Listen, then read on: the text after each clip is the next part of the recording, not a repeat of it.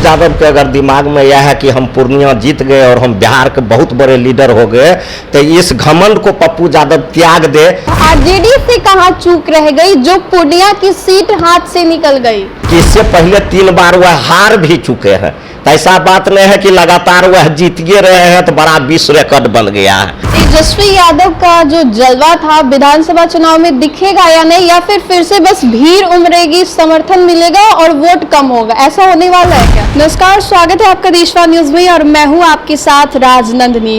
मर जाऊंगा लेकिन पूर्णिया का सीट नहीं छोड़ूंगा, ऐसा कहा था पप्पू यादव ने और सही भी हुआ। देखिए, पप्पू यादव पूर्णिया से निर्दलीय खड़े हुए थे, वहां से उनकी जीत भी हासिल हुई और उस जीत का वो जश्न भी मना रहे हैं, क्योंकि बहुत वर्षों के बाद लगातार 3 बार से वो प्रयास कर रहे थे और अब जाके उनको ये जीत मिली है।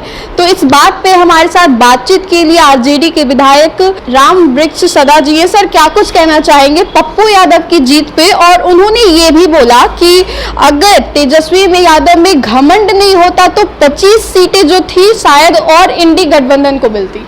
बहुत बहुत धन्यवाद। लोग बोलने के लिए कुछ बोलता है, पप्पू यादव जी जीत गए, उनको भी धन्यवाद है। लेकिन पप्पू यादव के अगर दिमाग में यह है कि हम पूर्णिया जीत गए और हम बिहार के बहुत बड़े लीडर हो गए, तो इस घमंड को पप्पू यादव त्याग दे। अभी भी बिहार में जन जन के नेता हमारे आदरणीय बाबू लालू प्रसाद यादव जी है और हम लोगों के नेता आदरणीय बाबू तेजस्वी यादव जी है। कोई एक सांसद एक जगह से बन जाने से वह नेता नहीं बनता है। नेता बनने के लिए नेतृत्व करने का क्षमता होना चाहिए, जो क्षमता हम लोगों के नेता आदरणीय बाबू तेजस्वी यादव में है। बात करें पूर्णिया सीट से, तो पूर्णिया से ना तो जेडीयू जीती ना आरजेडी। जेडीयू की हम अभी बात हटाते हैं, हम आरजेडी की बात करते हैं। आरजेडी से कहां चूक रह गई जो पूर्णिया की सीट हाथ से निकल गई? हम लोग पूरा प्रयास किए, हम लोगों के नेता पूरा प्रयास किए। जनता का जो निर्णय होता है वह सभी लोगों का मन होता है और पूर्णिया के जनता ने जो जनादेश दिया वह हम लोगों को स्वीकार है। हम लोगों का कैंडिडेट पीछा हो गया, इनका तो लड़ाई जदयू से हुआ और जदयू भी पीछा हो गए, कुछ अंतर के वोट से चुनाव जीत गए।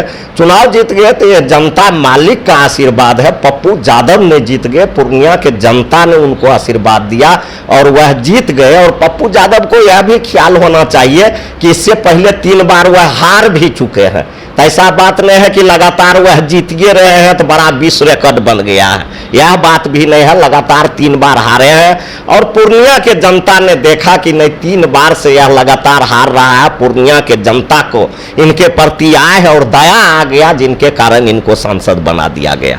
कहना चाहते हैं पूर्णिया की जनता को उन पे दया आया, ना कि उनके काम जो वो जनसभा लगातार आयोजित कर रहे थे वो पसंद आया? नहीं, उन पूर्णिया के जनता को दया आया कि 3 बार से ये लगातार हार रहे हैं, इनका कोई जनसभा नहीं पसंद आया और फिर पूर्णिया के लिए कोई ऐसा काम भी नहीं किया कि उस काम को लोग पसंद करता। पूर्णिया का नेता नहीं बेटा बताते हैं। वो जो लोग जहां से चुनाव लड़ते हैं उन लोग वहां का बेटा हो जाते हैं। आपने देखा कि कितना बाहरी लोग चुनाव लड़ा और वहीं का बेटा हो गया।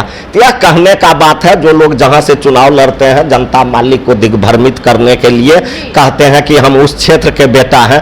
तो आप उस क्षेत्र के बेटा हैं। तो पूर्णिया हम घूमे हैं, सीमांचल इलाका में जो पूर्णिया है बहुत पिछड़ा इलाका है, बहुत गरीब इलाका है। पप्पू यादव पूर्णिया को विकास करे, पूर्णिया को आगे ले जाए, पूर्णिया को शिक्षित करे, पूर्णिया में बेहतर स्वास्थ्य व्यवस्था करे, पूर्णिया के लोग को पलायन के लिए रोके, वहीं उद्योग और फैक्ट्री लगा दे, तब न समझेंगे पप्पू यादव जीते हैं तो वो बड़ा काम कर दिए।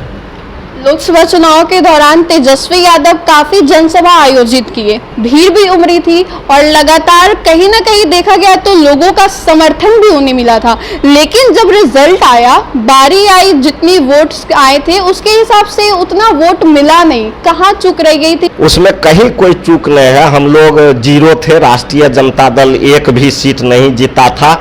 हम लोग 0 से 4 पर गए और सिर्फ 1 सीट कांग्रेस जीता था। 8-9 सीट हम लोग 9 सीट जीते हैं, तो 8 सीट हम लोग ज्यादा जीते। 8 सीट जो बीजेपी जदयू कब्जा में था वो सीट हम लोग जीते हैं, वो सीट उससे छीने हैं।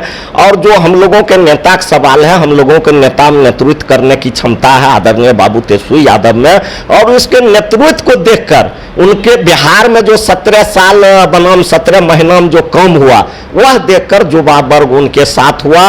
और हम लोगों चुनाव हारना और जीतना यह जिंदगी में लगा हुआ रहता है। जो लोग राजनीति करते हैं वह हारते और जीतते रहते हैं, लेकिन यह साबित हो गया कि बिहार में नेता तेजस्वी यादव को लोगों ने मान लिया है। हम लोगों का वोट परसेंटेज भी 10% से ज़्यादा बढ़ा है और हम लोग 4 सीट भी जीते हैं। और बहुत ऐसा जगह है जहां हम लोग 30,000, 40,000, 50,000 के अंदर से हारे हैं। तो इसलिए हम लोगों के इस बार बिहार में बेहतर प्रदर्शन रहा और बिहार के महान जनता मालिक को हम लोग धन्यवाद भी देते हैं कि हम लोगों के साथ आपने खड़ा रहा, हम लोगों को आपने मदद करने का काम किया और हम लोगों को आपने 4 सीट दिलाने का काम किया। इसलिए आपको बहुत बहुत धन्यवाद और गठबंधन को आपने 9 सीट दिलाने का काम किया। तेजस्वी यादव का जो जलवा था विधानसभा चुनाव में दिखेगा या नहीं, या फिर से बस भीड़ उमड़ेगी, समर्थन मिलेगा और वोट कम होगा, ऐसा होने वाला है क्या? नहीं, देश का चुनाव का अलग लेवल होता है, अलग मुद्दा होता है और क्षेत्रीय चुनाव जो बिहार का चुनाव होगा उसका अलग मुद्दा होगा, अलग में ये होगा। केंद्र के देखकर बिहार को नहीं आंका जा सकता है।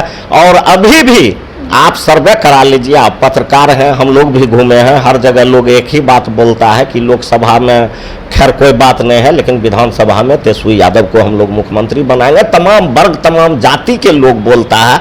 आप लोग पत्रकार हैं, सर्वे करा सकते हैं। और ऐसा बात नहीं है कि हम लोगों को सिर्फ भीड़ उमड़ा, भीड़ के साथ साथ हम लोगों का वोट भी हम लोगों में ट्रांसफर हुआ, जिसके चलते आज हम लोग 9 सीट जीते हैं और हम लोगों का वोट परसेंटेज बढ़ा भी है।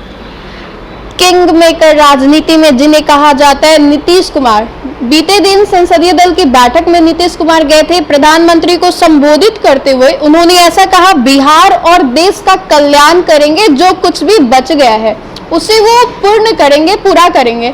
विशेष राज दर्जा, बिहार को जो विशेष राज दिलाने का जो दर्जा का वो भी बात हुआ था। लगता है विशेष राज का दर्जा बिहार को दिलवा पाएंगे, सक्षम होंगे? अब तो यह तो हमारे मुख्यमंत्री जी का बहुत दिन से मांग है। आपने देखा इस मांग के साथ साथ जो है डीएनए पर भी सवाल उठा था, नाखून और केस काट काट के भेजा गया था राष्ट्रपति जी के यहाँ, हम लोगों का डीएनए टेस्ट कीजिए। तो बिहार के विशेष राज्य के दर्जा के लिए क्या बात नहीं हुआ, बहुत सारी बात हुआ। और बिहार में अगर विशेष राज्य का दर्जा मिल जाता है सभी लोगों का कल्याण होगा। तो इसलिए इनके समर्थन से सरकार बना है। तो हम लोग भी चाहते हैं कि माननीय मुख्यमंत्री जी का बहुत दिन से मांग है कि बिहार को विशेष राज्य का दर्जा मिले। इसलिए माननीय प्रधानमंत्री जी को सोचना चाहिए और बिहार के लिए बेहतर काम करना चाहिए और विशेष राज्य का दर्जा देना चाहिए। तो देखा आपने क्या कुछ कहा इन्होंने, और जिस तरीके से हमने इनसे लोकसभा चुनाव के जो परिणाम आए हैं उसके बारे में भी सवाल पूछा। पूर्णिया की जो सीट थी जहां से जेडीयू और आरजेडी दोनों की हार हुई, उस पर भी सवाल पूछा। तमाम ऐसे सवाल जवाब चले, तो ऐसे तमाम खबरों के लिए बने रहिए और देखते रहिए देशवा न्यूज। धन्यवाद। देशवा न्यूज पर वीडियो देखने के लिए लाइक करें, सब्सक्राइब करें, साथ ही बेल आइकन दबाना न भूलें।